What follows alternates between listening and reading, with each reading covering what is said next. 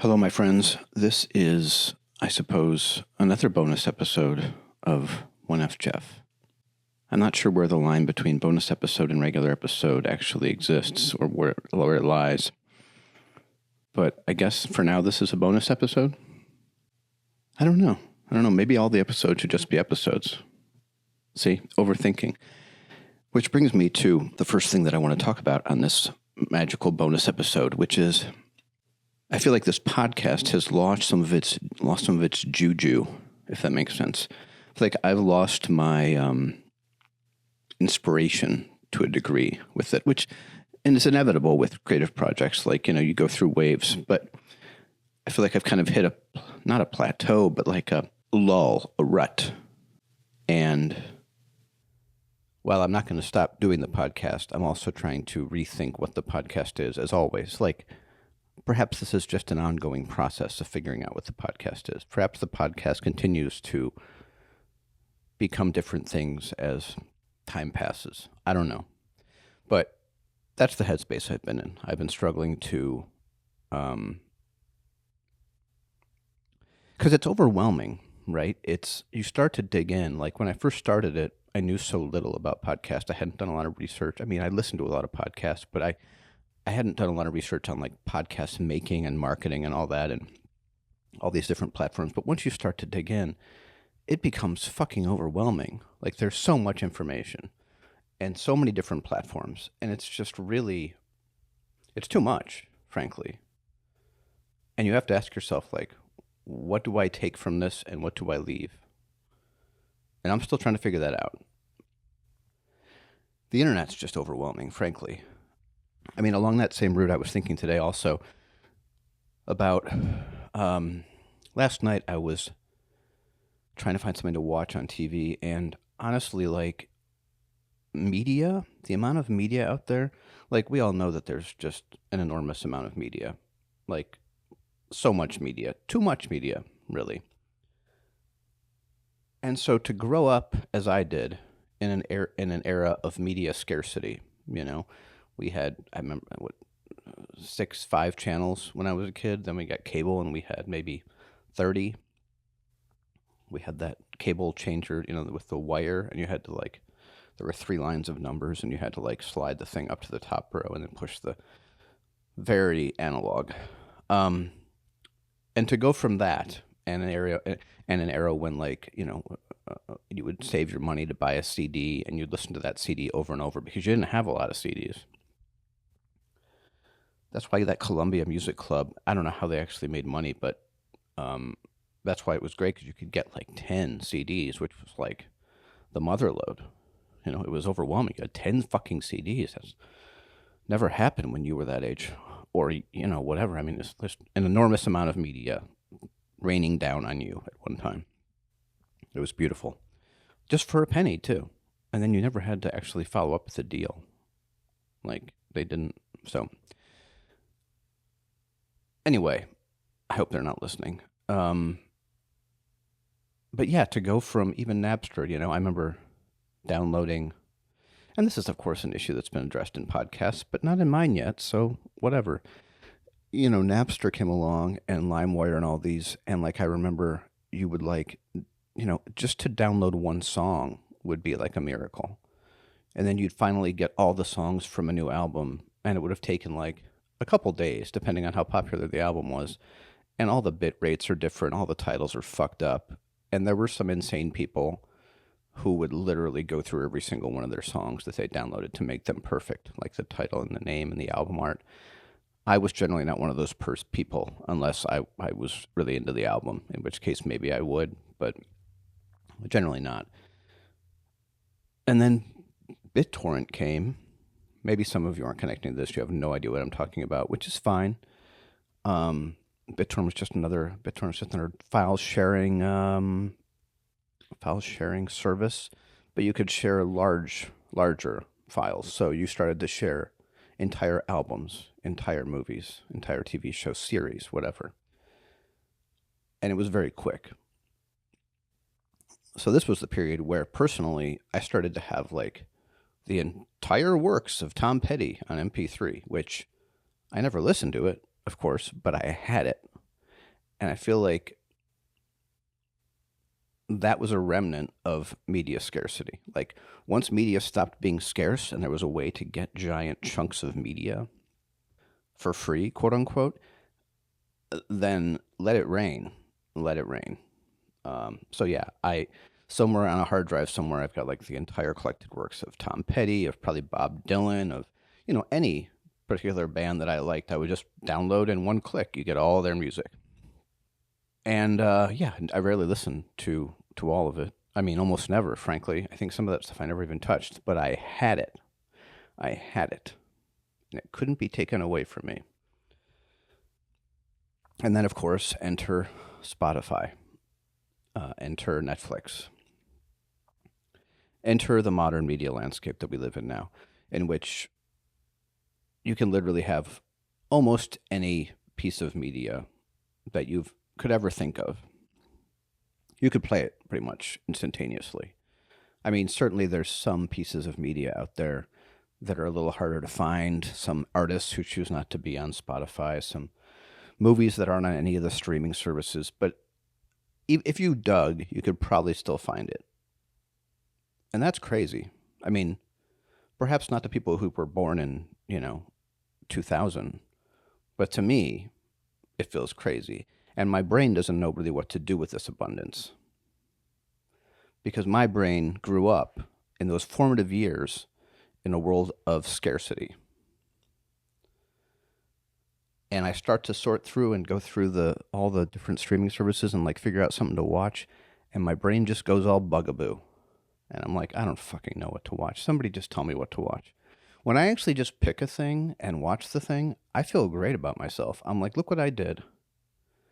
Sometimes I will try to make myself for like a month deliberately consume visual media. So, which means I'm not going to turn the TV on and just start clicking through and trying to find something to watch, because that goes on forever. That's a never-ending. It's madness. So I would just try and like plan what I'm going to watch. Here's a movie I want to watch. I know where it's streaming. I'm just going to turn that TV on and click right to that.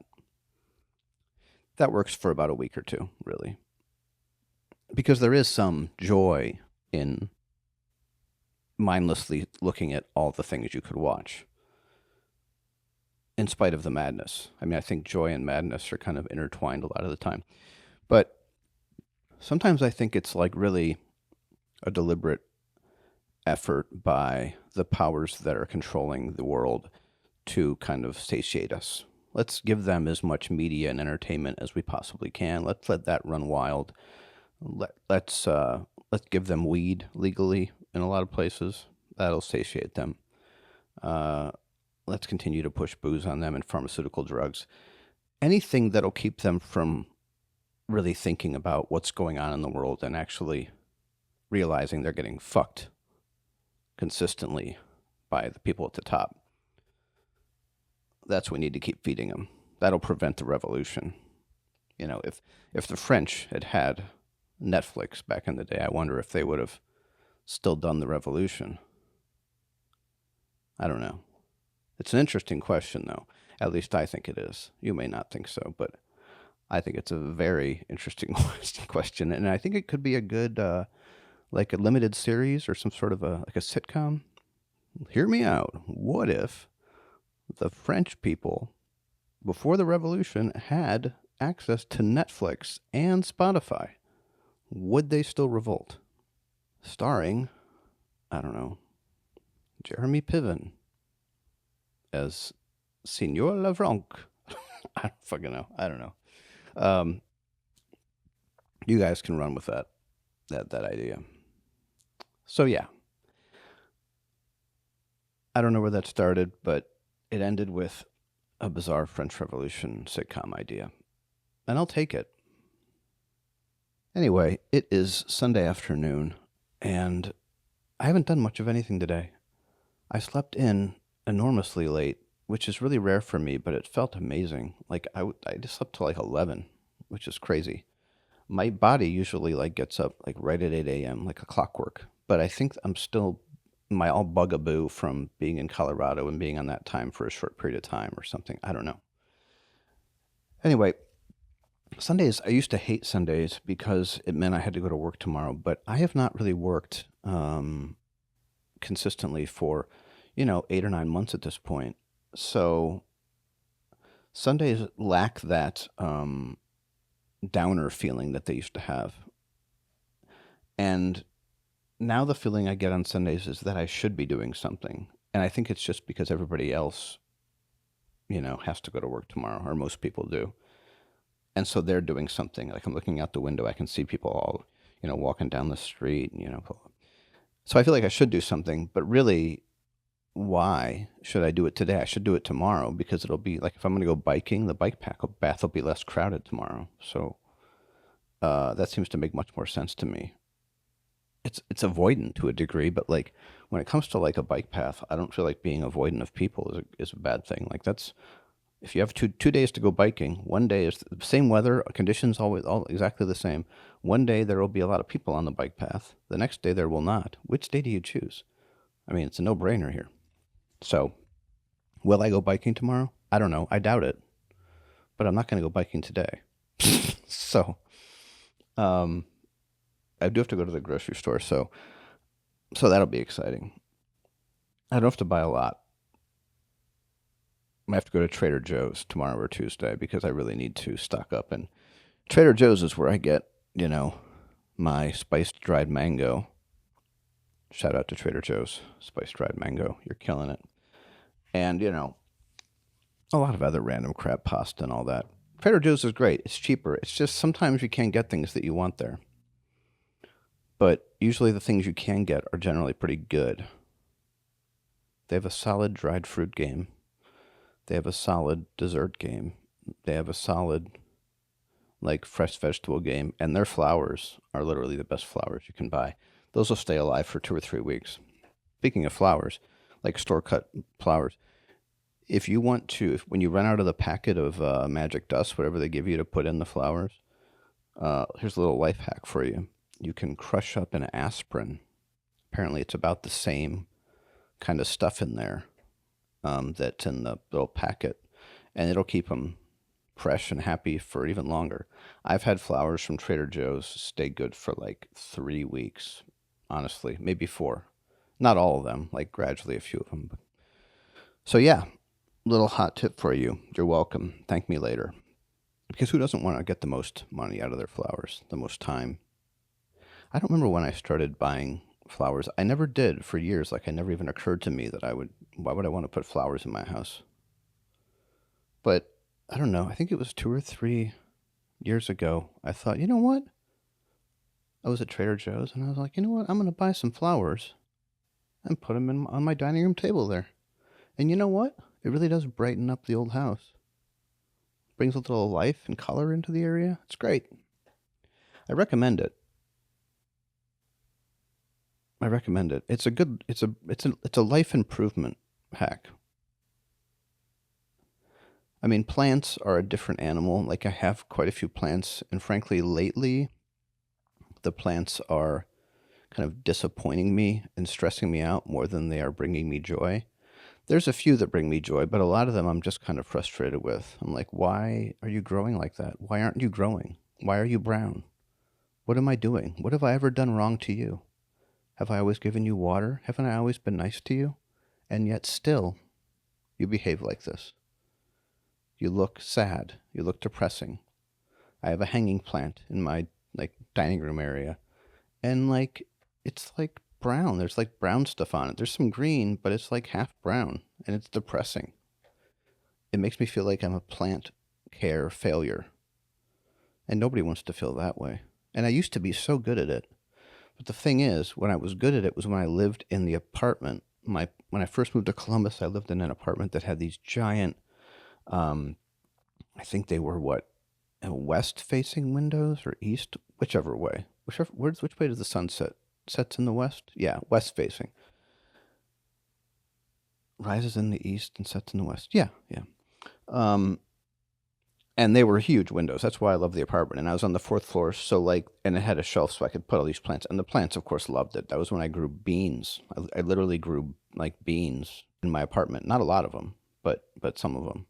if you go on my Instagram at onefjef, you can actually go back and see the bean videos. It became like it was during COVID, and it became kind of a cult thing.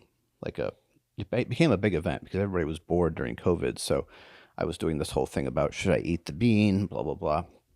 I was actually live streaming and stuff, which was unlike me. Maybe I should do that for the podcast. Huh. Who knows?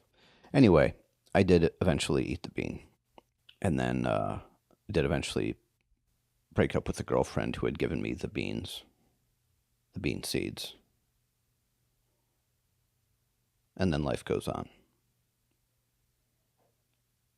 But yeah, since I moved in here to this house 3 or 4 years ago, my plants just don't seem as happy, even though there are pretty big windows. And some of them are happy, but a lot of them are not so happy.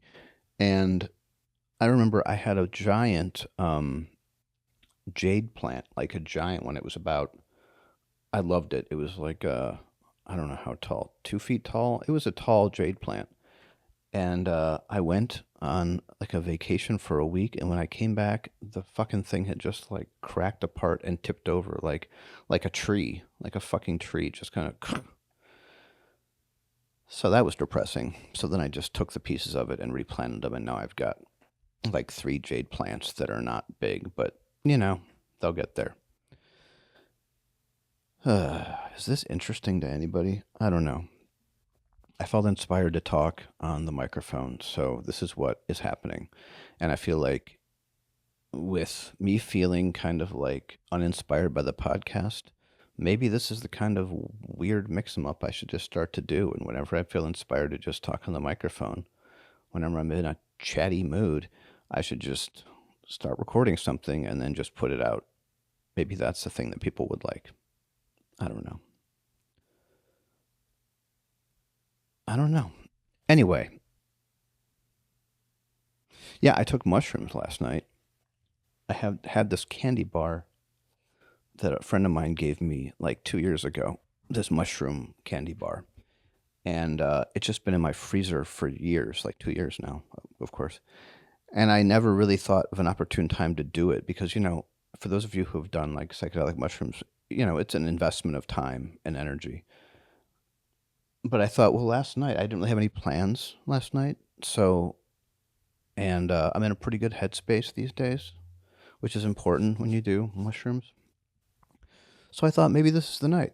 So I, got all ready, cleaned my house up, made it look all nice, and got very comfortable. And yeah, I didn't really entirely know how strong the candy bar was. I texted the guy I got it from, and he said either 5 grams or 3.5 grams.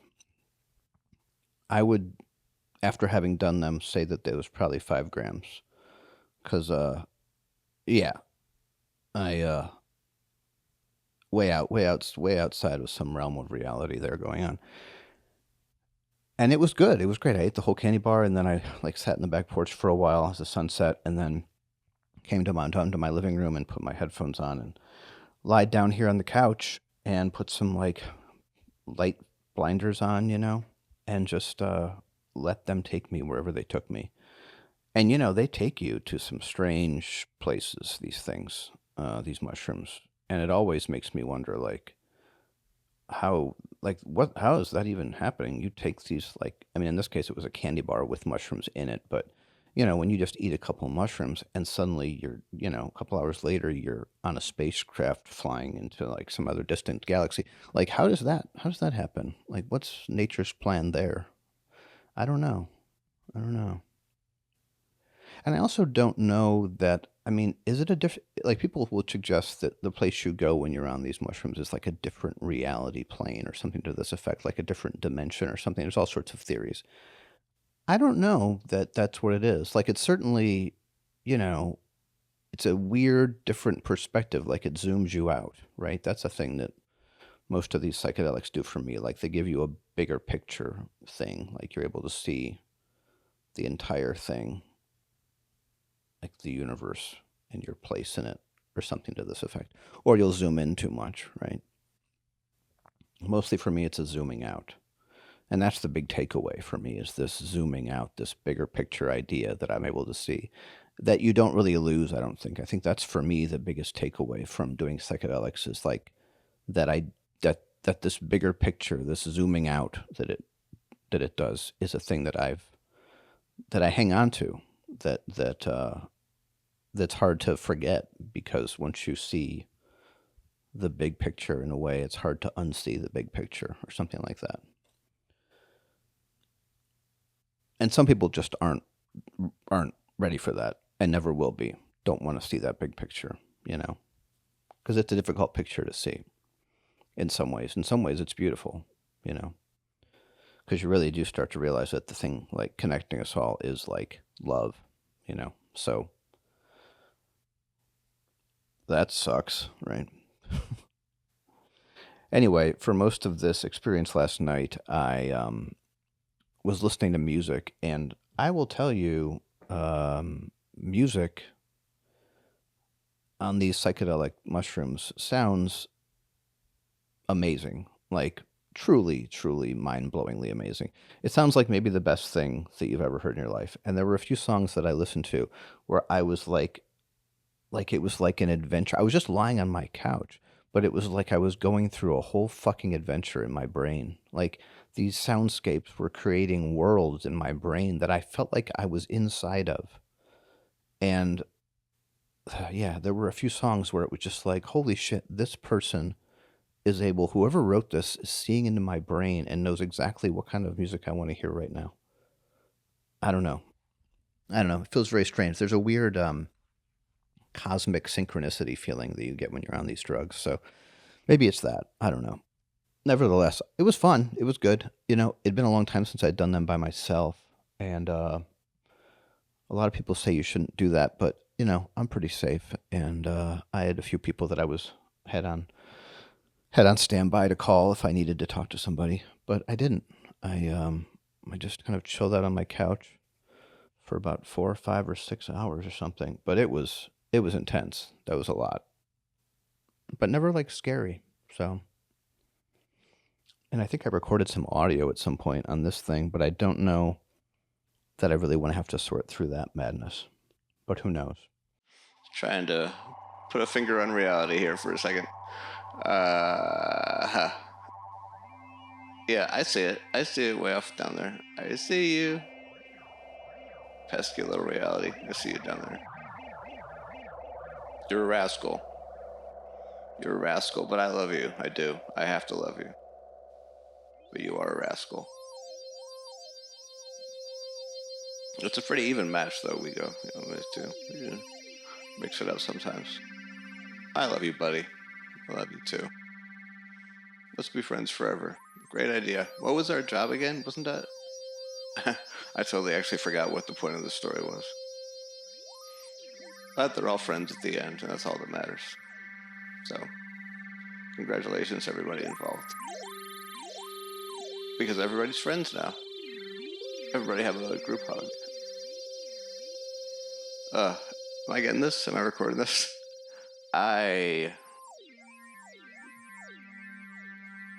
It's like you'll be feeling normal for a second, and then something will sweep you away on a tangent, and you're like, how did I get here?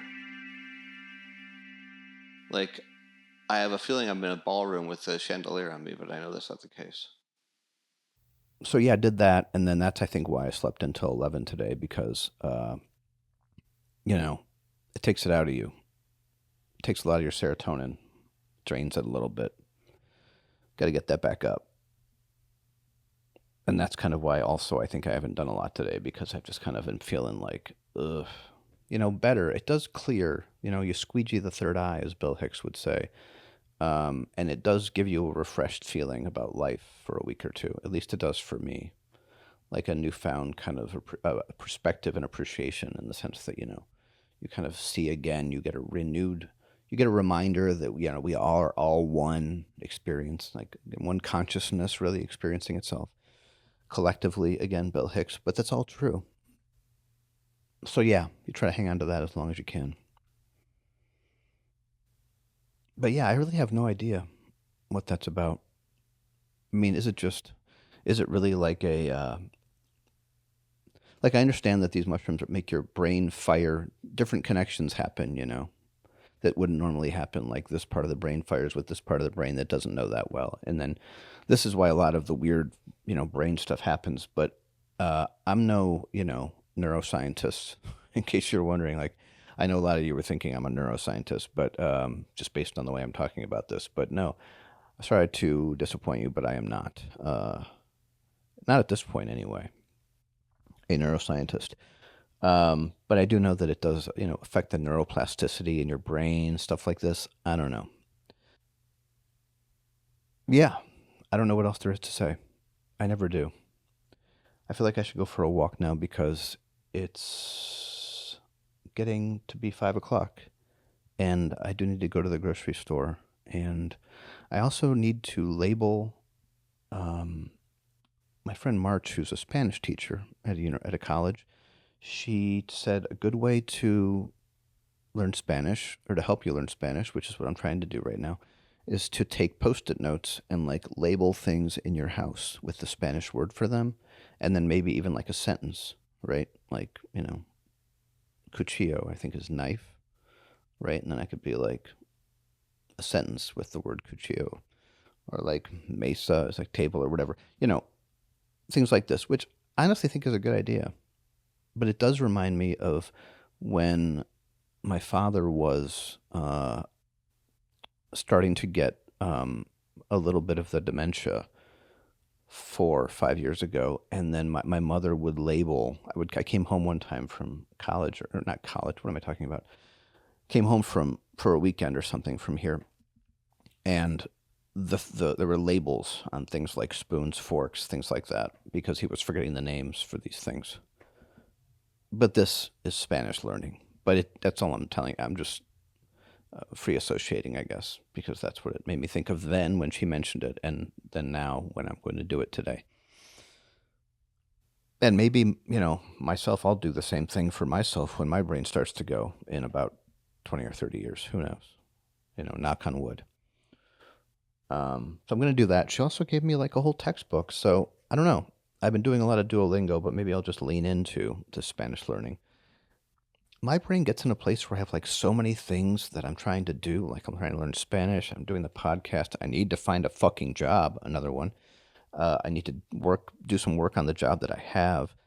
All these things, like it becomes a question of like priority and time and all that. And then I just get overwhelmed. So I do nothing, right? Does anybody else relate to this? I'm sure you do. And if you're saying you don't, you're lying to yourself because you do.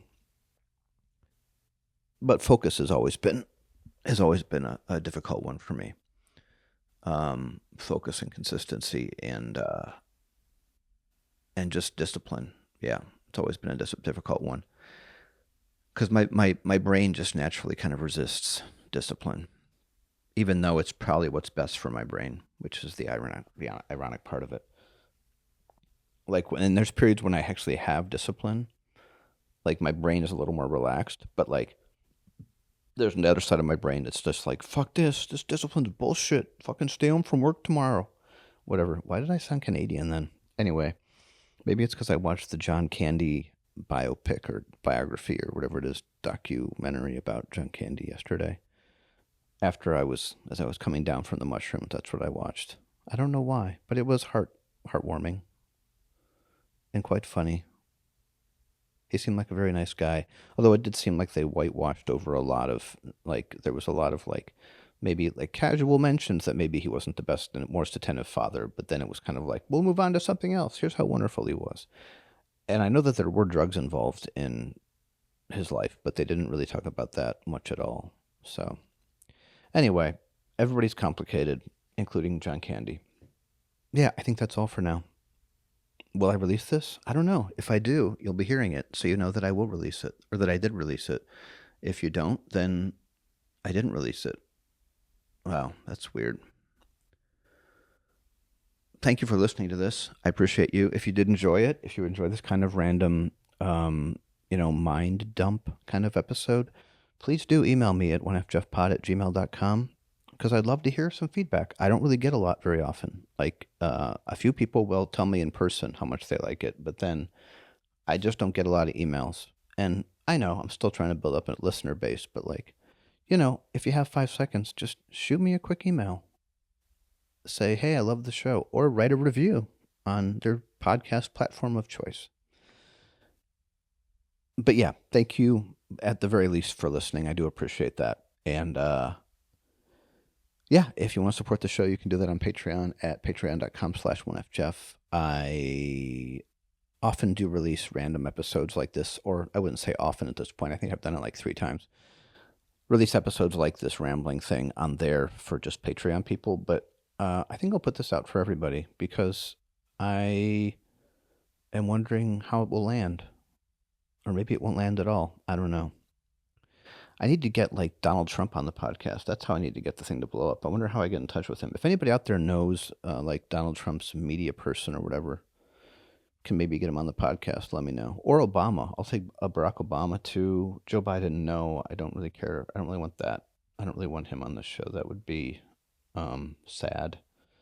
Anybody else I'd want on the show? Yeah, I mean, plenty of people. But Barack Obama. Mark Maron, that would be a fun guest to have on the show. Anyway, I could go on about, guests that I'd love to have. Jesus, if you're listening, would love to have Jesus on. Like, the guy at the bar in Salida told me that he is still, he's still here because he did rise from the dead. So he's still here. So, Jesus, if you're listening to this podcast, which I hope you are, I'd love to have you on. So, give me a call or do whatever you do. Just to communicate with me and tell me that, we'll make it work. I can work around your schedule, Jesus. I know you're probably busy, but I don't know what you do, but I know you're probably very busy. But if you want to come on the show, that would be killer. Yeah, we can even smoke some weed if you want. I mean, I assume you smoke weed, right? You're like the first hippie. Or Buddha. I mean, I think he's dead though, right? Or is he? I don't know. How does Buddha work? Is Buddha like a man that died, or is Buddha like a continuing idea of a man that is cool? I don't know.